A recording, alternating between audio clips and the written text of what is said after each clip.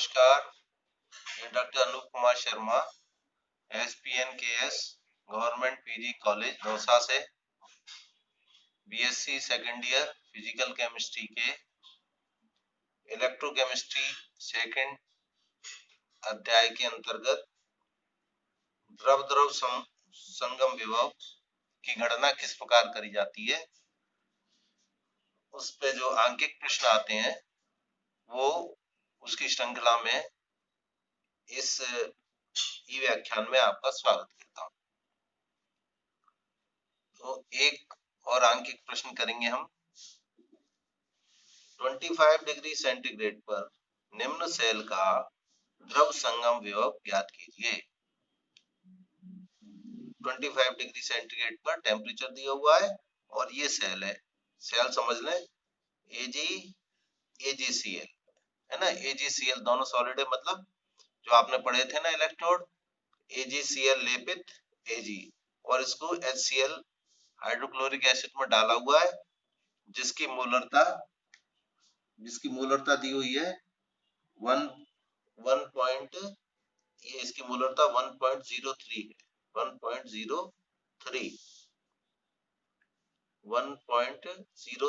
मोलरता दी हुई है विलियन की, और इसकी सक्रियता दी हुई है गामा 1 = 0.809 है ना। तो ये सांद्रता और ये सक्रियता दी हुई है इस विलियन की।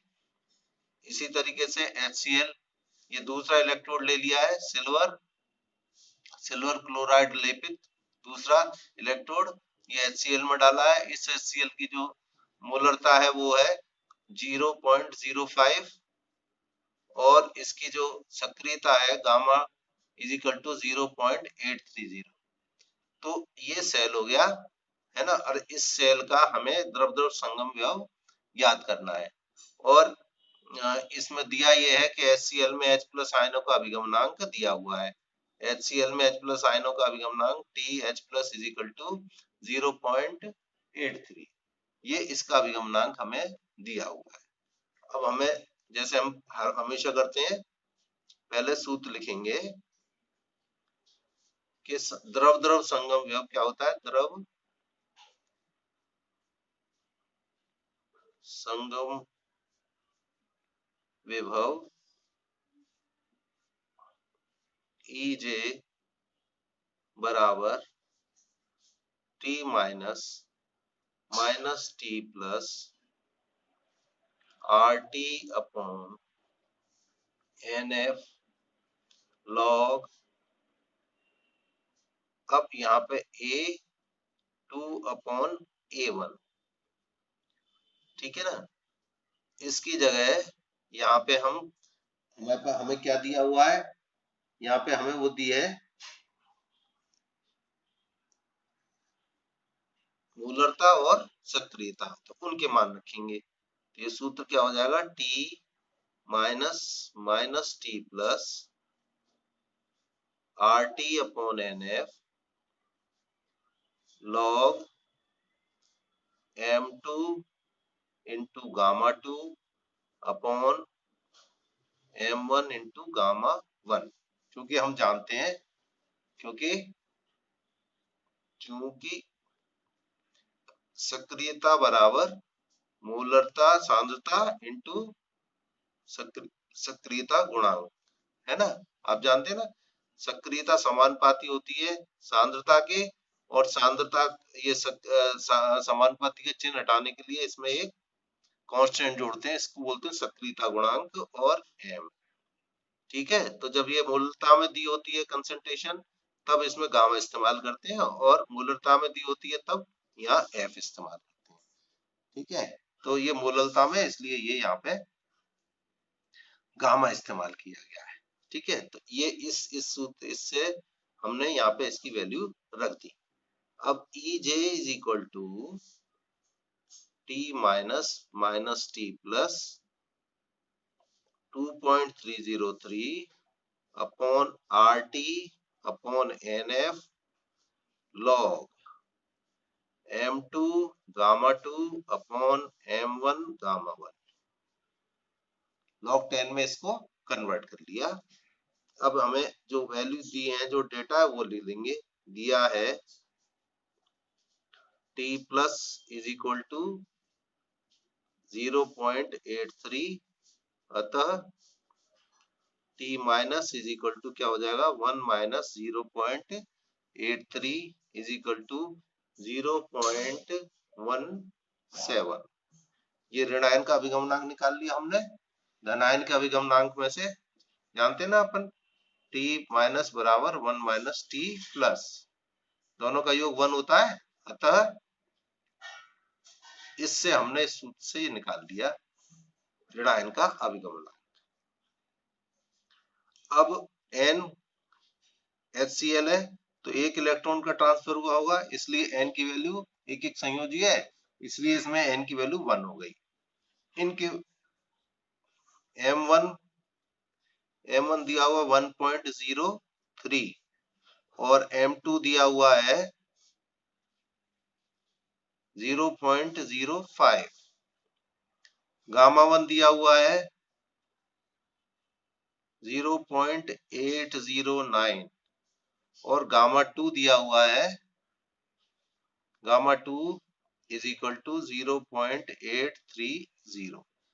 ये हमें वैल्यू दी हुई है। अब इन सारी वैल्यूज को हम इसके अंदर इस सूत्र में यहाँ पर लिख देंगे, तो हमें क्या मिलेगा, EJ is equal to, EJ बराबर T माइनस कितना है 0.17 माइनस 0.83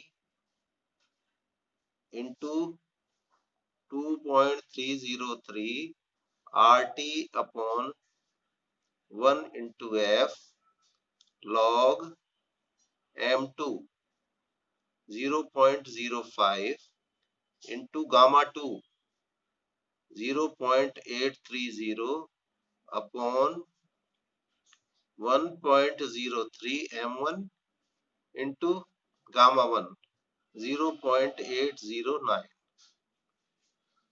ठीक है, इसकी वैल्यू क्या आ जाएगी, माइनस 0.66 है ना, इन दोनों को घटाएंगे तो अब इसकी पूरे की वैल्यू रख देंगे तो 0.05916 है ना। 25 डिग्री सेंटीग्रेड पर इन सब चीजों की, इन सब स्थिरांकों का मान रख देंगे तो 0.05916 इंटू लॉग, अब ये जो इनको मल्टीप्लाई करेंगे तो इसको जब मल्टीप्लाई करेंगे तो इसकी वैल्यू आएगी 0.0415 अपॉन, और इन दोनों को मल्टीप्लाई करेंगे तो इसकी वैल्यू आएगी 0.83। ठीक है, तो is equal to minus 0.66 into 0.05916 into log, इसको डिवाइड करेंगे तो ये आएगा लगभग 20 के आसपास, 20 पॉइंट कुछ आएगा, 20 पॉइंट कुछ आएगा, तो हम आगे का पॉइंट छोड़ दें, 20 मान लेंगे इसको, है ना। तो is equal to minus 0.66 into 0.05916 into minus log 20, है ना। इसको माइनस कर देंगे तो ये कितना हो जाएगा, प्लस हो जाएगा, ये हो जाएगा प्लस 0.66 इंटू 0.05916 इंटू लॉग 20 की वैल्यू अपन जानते हैं, है ना। नहीं जानते तो यहाँ निकाल सकते हैं, निकाल दो। log 20 is equal to log 2 into 10 is equal to log 2 plus log 10, log 2 की वैल्यू 0.3010 और log 10 की वैल्यू 1, तो वैल्यू कितनी आ गई log 20 की 1.3010, तो यहाँ पे 1.3010, ये log 20 की वैल्यू आ गई। तो ऐसी log में हमेशा यहाँ पे कैलकुलेशन, ये जो यहाँ पे जो वैल्यूज रखी जाएंगी वो हमेशा इस तरीके की रखी जाएंगी कि जिनमें आपको लॉग टेबल देखने की आवश्यकता नहीं पड़ेगी। और अगर कोई ऐसी वैल्यू आती है तो उसका मान यहाँ पे दिया हुआ होगा क्वेश्चन के साथ, है ना, कि लॉग इतने बराबर ये, उसके साथ वहां पे वैल्यू दी हुई होगी। ठीक है ना। या इस तरीके की संख्या आएगी जिसकी वैल्यू आपसे अपेक्षित है कि आपको पता होना चाहिए, और ये पता होती है ज्यादातर बच्चों को, सभी बच्चों को पता ही होती है। तो इसको मल्टीप्लाई कर लेंगे तो यहाँ पे इसकी वैल्यू आएगी 0.03905। ठीक है, तो ये इसकी वैल्यू करीबन आएगी, ये नहीं, ये इसकी वैल्यू आएगी इंटू 1.3010, ये इन दोनों को मल्टीप्लाई करके ये वैल्यू, और इसमें 3010 इसकी वैल्यू आएगी, है ना। तो इसको मल्टीप्लाई करके इतने वोल्ट हम यहाँ पे इसकी वैल्यू निकाल देंगे। तो इसकी यहाँ पे वैल्यू करीबन आएगी 0.055 के आसपास इसकी वैल्यू। ये इसको कैलकुलेट कर लेना आप, है ना, इसके कैलकुलेट करने का इसकी वैल्यू हमें यहाँ पे पता लग जाएगी। ठीक है ना। तो इतने वोल्ट ये आ गया इसका लिक्विड लिक्विड जंक्शन पोटेंशियल। ठीक है। तो चाहे तो यहाँ पे सक्रियताएं या माध्य सक्रियताएं दी हो, है ना, और चाहे यहाँ पे इनकी सांद्रता और सक्रियता गुणांक दिए हो, हमें दोनों की अवस्थाओं में ये वैल्यू रख के और इसका मान निकालना है। ठीक है। Thank you.